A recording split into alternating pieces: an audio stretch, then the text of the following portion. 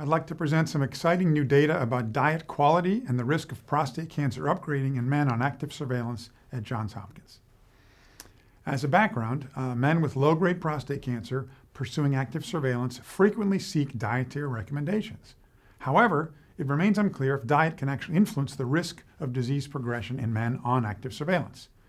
There have been no statistically significant results from prior surveillance studies, including studies looking at vegetable consumption and on diet indexes from other AS cohorts like in the Canary Pass cohort or at MD Anderson Cancer Center.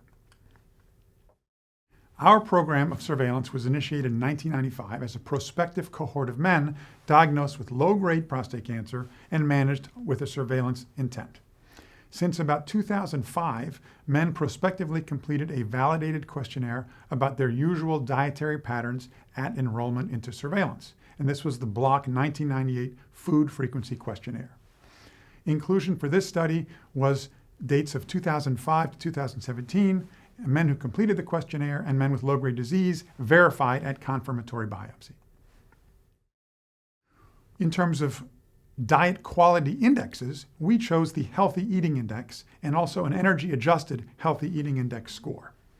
The score ranges from 0 to 100, and a higher number indicates a more healthy diet as per this validated measure of an individual's adherence to dietary guidelines for Americans.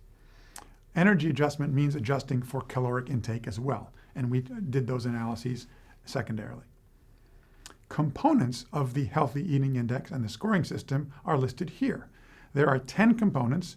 Scores are 0 to 10, and 10 is the best score.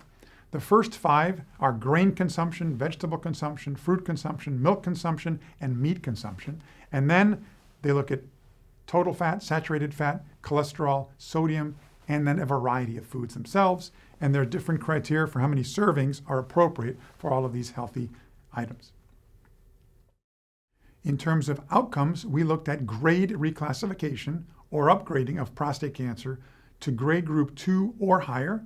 And we also looked at grade reclassification to grade group 3 or higher, which we also call extreme grade reclassification, which is a more aggressive form of disease.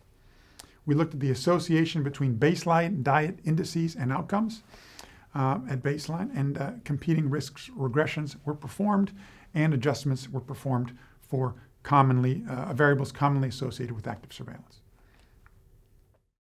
Our cohort was 886 men with grade group 1 prostate cancer, managed with surveillance, and looking at these parameters, although the print is fine, the take-home here is that these men were of reported similar dietary intake as men in the general population, with an HEI score of about 64, which is identical to what was reported 20 years ago in the U.S. healthy population. So this is not necessarily a cohort of extremely healthy men or men eating differently because of their prostate cancer, as far as we can tell.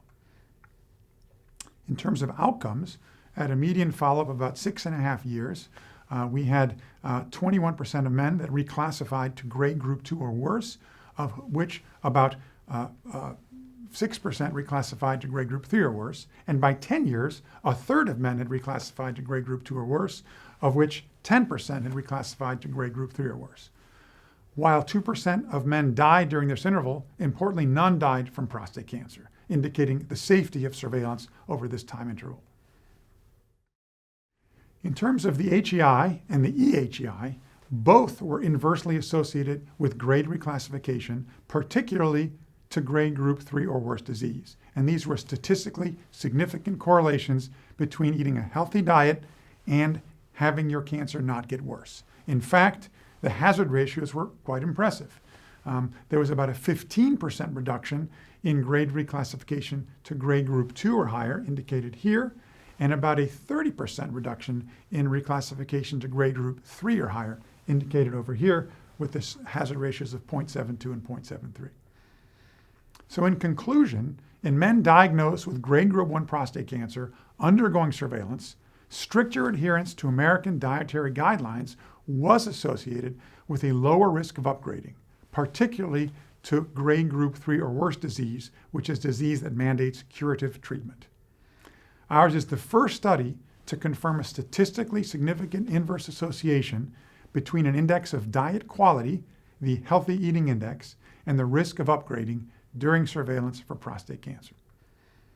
Now, of course, there were limitations to our study.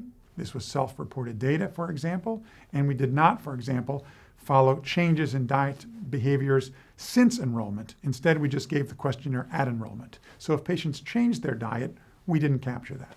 And of course, this was also just single institution data from Johns Hopkins.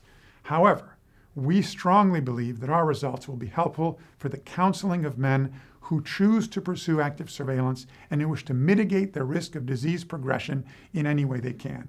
And we can now tell them eating right could potentially delay the progression, forestall the progression of your prostate cancer to a worse disease state. Now, our results do merit validation in prospective studies and in more diverse populations. But again, for the first time, we can tell someone with a straight face and with high evidence data that eating right can delay prostate cancer progression. Thank you.